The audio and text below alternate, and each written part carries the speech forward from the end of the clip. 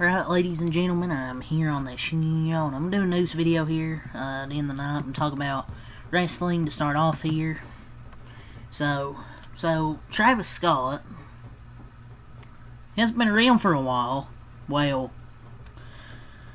as to nobody's surprise, Travis Scott was said to not be a quick learner for the business via TC WrestleVotes. This comes as no surprise to me. He hadn't been mentioned at all. He was looking to work a match with Cena, and that didn't look to be happening.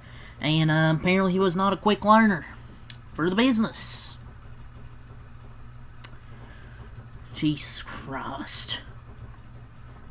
Couldn't they tell that before they put him in the main event, WrestleMania? I could have told you Travis Scott probably wouldn't be a quick learner. I mean, not everyone is a Bad Bunny or a Logan Paul or something. Because Bad Bunny actually cared. Hell, he's not even Johnny Knoxville. Not everyone's can be a good celebrity in the ring. Just is what it is, dude. Maybe we can now stop talking about Travis Scott. Please. They just need to scrap it, and he doesn't care about wrestling. Because if he actually cared, then I think he would be better. But from what it says, he's not has not to be a quick learner for the business. That tells me he does not care about, unlike the other celebrities that have come in. So Goldberg had some stuff here. So he's on Ariel, talking with Ariel Helwani. He says he would have preferred his retirement match against Gunther to have been on a PLE Premium Live event / pay-per-view. 100%, yeah, absolutely. They cut me off in a freaking 20 seconds with the microphone in my hand, for God's sake. About 2 weeks before I can really spill the beans and make my feelings known about the entire rundown from the inception of the idea to its delivery. It was a little less than to be desired. The cutoff was kind of crazy. They were kind of cruel for that, I'm not going to lie. I mean, they put the full thing on YouTube if you actually want to watch it, but dude, they just went to commercial and they come back and there's like 20 seconds or something and they cut them off. And I mean, I don't know if I would have wanted to see that on a premium live event. I thought it was good for a Saturday night show, to be honest. I thought match was pretty good for what it was. Don't know about premium live event though, but yeah, it's kind of crazy that they actually cut him off. And he was pissed at the way he went out. Let's just say I'm pissed off at the way I went out. I put so much into it and I don't feel as though the effort was reciprocated to put a stamp on what I've accomplished. And Bret Hart cut that speech off, pal.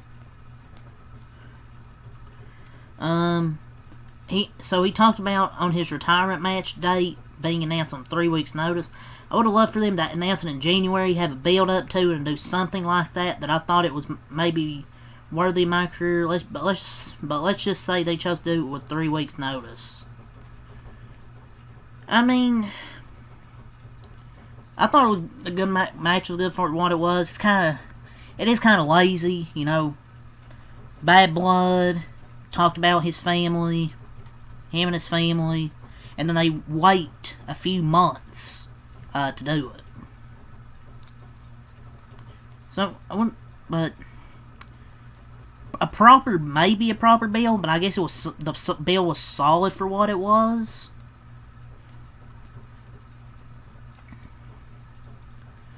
But whatever. He was asked about his retirement speech being cut off. Says he wouldn't do that to like The Undertaker or John Cena. I mean,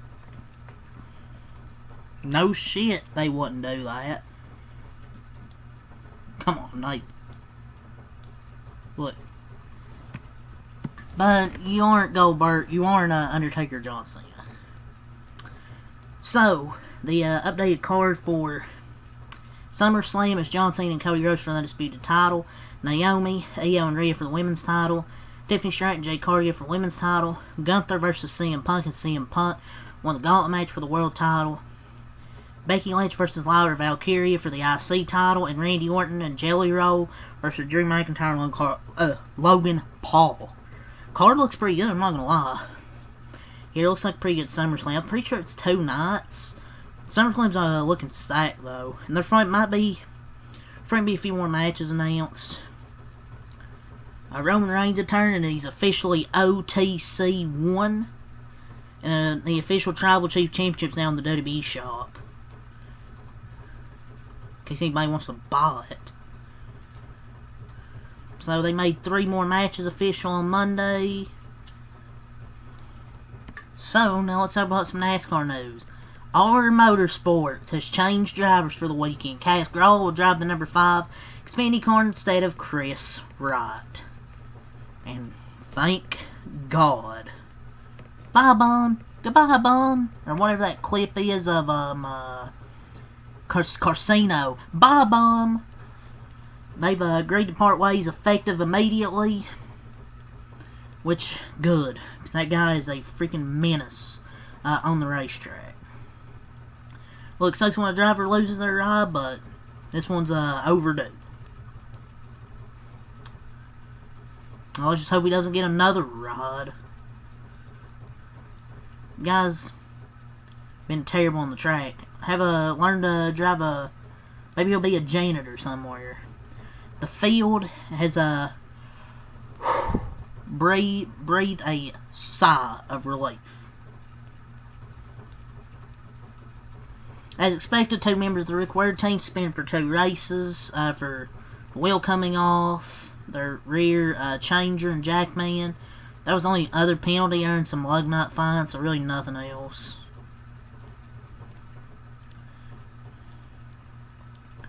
Butterbean is going to be in the truck race at IRP in the 07 truck. And let's go over the schedule for Dover. So, Friday, 140, ARCA practice and qualify, and 5 on FS1, the ARCA race. 50% chance of rain. Saturday, 11 on the CW app, you have Xfinity practice and then qualifying. 135 on Cup on True TV. Practice and qualifying. CW at 4 pre-race. 4:30 the Xfinity race. 30% chance of rain.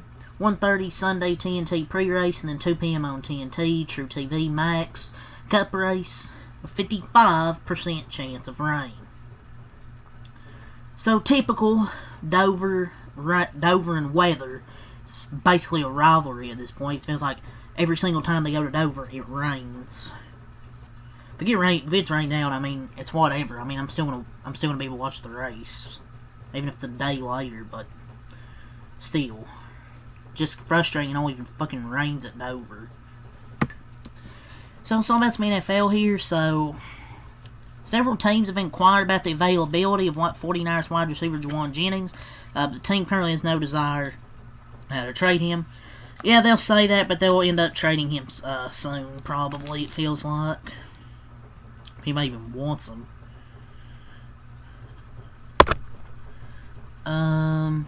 Johnny Manziel says he has a lot of regrets that he could have maybe made a solid 8-10 years if he'd taken things seriously. And you could say about a bunch of other people. Boca Nicola says he feels like a kid in a candy store getting to play with Devontae Adams. I mean, Devontae Adams ain't what he used to be. I don't think he's washed.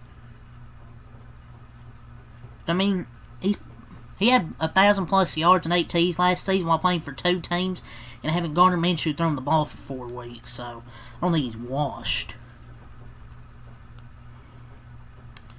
The Jets, they're making star cornerback Sauce Gardner the highest paid corner in NFL history per rap sheet.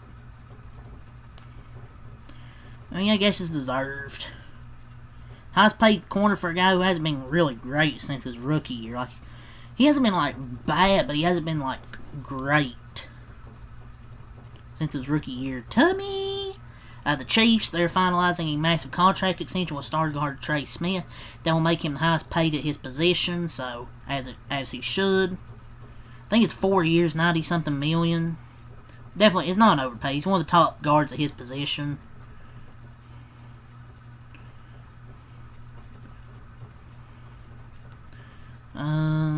So there's 2 contract extensions there. Terry McLaurin, he voices frustrations over the lack of progress on an extension. He basically feels really frustrated. Now, more and more this goes on, I'm not sure if he is going to get that extension. I mean, I think he will, but I think he'll get it eventually. Yeah, there's a few things there, a few contract extensions.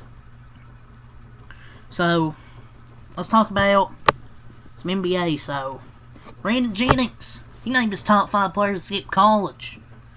Number 1, Dwight Howard, Kobe Bryant, LeBron James, LaMelo Ball, Brandon Jennings. This dumbass named himself.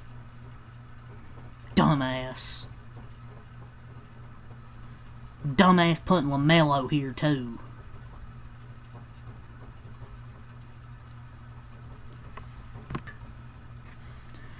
Stop giving these people podcasts, please.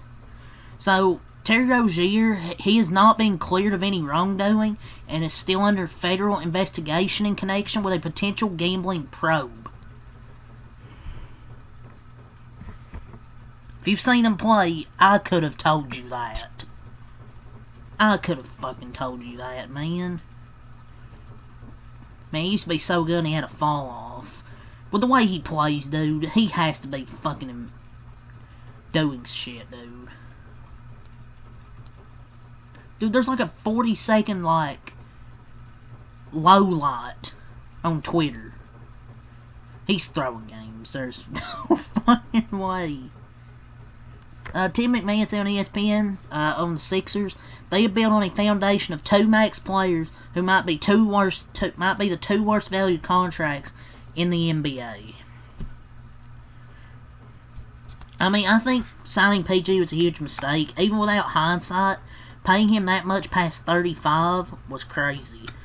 Yeah, I mean, sure, Joel Embiid can be the heart of the team, but if he's getting hurt every year and he's out for most of the season, then you can't have that big of a contract and be injury prone. If you're not available for most of the games, then it's a bad contract.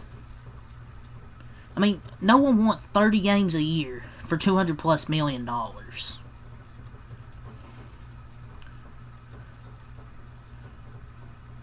Oh, but what if they stay healthy? What if they stay healthy? Yeah, you say that. We say that every year with Joel Embiid. He doesn't stay healthy. The New York Knicks have continued to touch base with Ben Simmons per Ian Begley. Oh, God. Imagine Ben Simmons and MSG. And he won't play an important enough role to even get heckled anyways.